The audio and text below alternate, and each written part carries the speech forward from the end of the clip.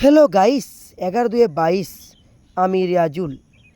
আজ আমি মন্দির নগরী বিষ্ণুপুরের রথযাত্রা মাত্র 5 মিনিটে দেখানোর চেষ্টা করব এবং তার সাথে সাথে রথযাত্রার ইতিহাসও সংক্ষেপে বলার চেষ্টা করব। চলুন শুরু করা যাক। বাঙালিদের 12 মাসে 13 পার্বণ, আবার তার মধ্যে অন্যতম হলো আষাঢ় মাসে অনুষ্ঠিত রথযাত্রা উৎসব। ভারতবর্ষে নানা রকমের ধর্মীয় অনুষ্ঠান পালিত হয়।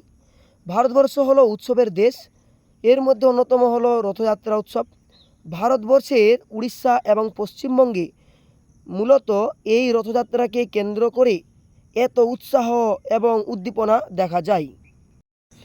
রথযাত্রা বিশেষ তিথিতে ধুমধাম সহকারে উৎসব পালন করা হয়। পুরী, মাহেশ ইত্যাদি মন্দিরে শুধু তাই নয়, যেসব মন্দিরে বা বনেদি বাড়িতে জগন্নাথ দেব রয়েছেন সেখানেও ঘটা করে পালন করা হয় এই উৎসব। জগন্নাথ ধাম পুরীকে কেন্দ্র করে রয়েছে একাধিক কাহিনী। যেমন অনেক ভক্তরা মনে করেন জগন্নাথ দেবের রথযাত্রা উৎসব সনাতন ধর্মের অন্যতম একটি প্রধান উৎসব। দীর্ঘ বিচ্ছেদের পর কৃষ্ণের বৃন্দাবন প্রত্যাবর্তনকে স্মরণ করেই রথযাত্রার উৎসব আয়োজিত হয়। আবার আরও একটি কাহিনী রয়েছে, শোনা যাক। সেই কাহিনী আনুমানিক 700 বছর পুরনো। রথযাত্রার উৎসব। এই রথযাত্রা নাকি 2 ভাগে বিভক্ত ছিল এবং এই 2টি ভাগে 3টি করে মোট 6টি রথ বের হতো। রথযাত্রায় রাস্তায় পড়তো বলাগণ্ডি নালা। তার ফলস্বরূপ দেবতাদের মূর্তিগুলিকে মাঝপথে রথ থেকে নামানো হতো এবং সেই নালা পার করে নতুন রথে রাখা হতো। এরপর সেখানকার রাজা কেশর নরসিংহর আমলে একটি নালা বন্ধ করে দেওয়া হয়। তারপর থেকে 3 রথেই পুরী রথযাত্রা সম্পন্ন হয়। সেই রীতি এখনও চলে আসছে। উড়িষ্যার প্রাচীন পুঁথি হলো ব্রহ্মাণ্ড পুরাণ। সেখান থেকে জানা যায় এই রথযাত্রা উৎসব চলে আসছে 70 যুগ থেকে। সেই সময় হঠাৎ একদিন মালব দেশের রাজা মানে উড়িষ্যার রাজা ইন্দ্রদুম্ন তিনি স্বপ্ন দেখেছিলেন, বিষ্ণু তাকে স্বপ্ন দেখিয়েছিল একটা বিষ্ণু মন্দির তৈরি করার, কিন্তু সেই মন্দির দেখতে কেমন হবে তার কোনো ধারণা ছিল না রাজার। মন্দির স্থাপন করে জগন্নাথ, বলরাম এবং সুভদ্রার মূর্তি তৈরি করার দায়িত্ব নিয়েছিলেন বিশ্বকর্মা, কিন্তু ইন্দ্রধনুর ভুলবশত বিশ্বকর্মা মূর্তি সম্পূর্ণ করতে পারেননি। মূর্তির হাত এবং পা তখনও গড়া হয়নি। সেই রাজা ইন্দ্রধনুকে স্বপ্ন দেখিয়েছিলেন বিষ্ণুদেব, আবারও বলেছিলেন এই অসম্পূর্ণ মূর্তিটি তিনি পূজিত হবেন। এমনটাই হওয়ার ছিল।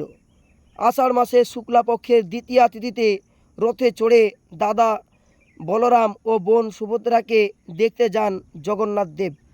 আরও একটি কথা প্রচলিত আছে, সেই জন্য ওই তিথি মেনে গণ্ডিজা মন্দিরে জগন্নাথ দেবের রথযাত্রা আয়োজন হয়।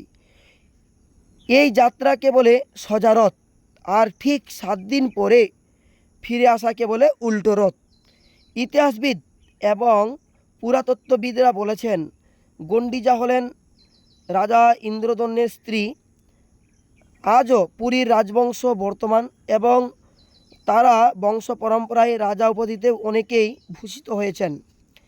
তাদের হাত ধরেই পুরী রথযাত্রা সম্পন্ন হয়। তাদের হাত ধরেই পুরী রথযাত্রায় পুষ্পাঞ্জলি প্রদান থেকে শুরু করে সোনার ঝাড়ু ব্যবহারের প্রচলন আজও আছে। আর এটা হলো আমাদের বিষ্ণুপুর মন্দির নগরী, মহানগরী, মন্দির নগরী বিষ্ণুপুরের রথযাত্রার উৎসব আপনাদের সংক্ষেপে দেখানোর চেষ্টা করলাম। দেখুন কত মানুষজন, প্রচুর ভিড়, অসংখ্য ভিড়। আর এই রথযাত্রা পুরো বিষ্ণুপুর আলোয় ভরে ওঠে। দেখতে পাচ্ছেন সেই জগন্নাথ দেবের মূর্তিরও ছবি করা হয়েছে, আপনাদের দেখানোর চেষ্টা করছি। খুব সুন্দর এবং খুব কাছ থেকেই আমাদের বিষ্ণুপুর, মাধবগঞ্জ, কৃষ্ণগঞ্জ এই রথযাত্রা মহাড়ম্বরে পালিত হয়ে থাকে এবং বহু দূর দূর থেকে বিভিন্ন মানুষ, বিভিন্ন সম্প্রদায়ের মানুষ আসে। দেখুন পরের দিন সকালে দেখতে পাচ্ছেন ফিরে যাচ্ছে মন্দিরে। 11 পাড়া 16 আনা কমিটির উদ্যোগে রথযাত্রা মহারম্ভে পালিত হয়ে গেল। আশা করি ভিডিও আপনাদের ভালো লাগবে। আজ ভিডিও এই পর্যন্ত, ততক্ষণ টাটা বাই বাই।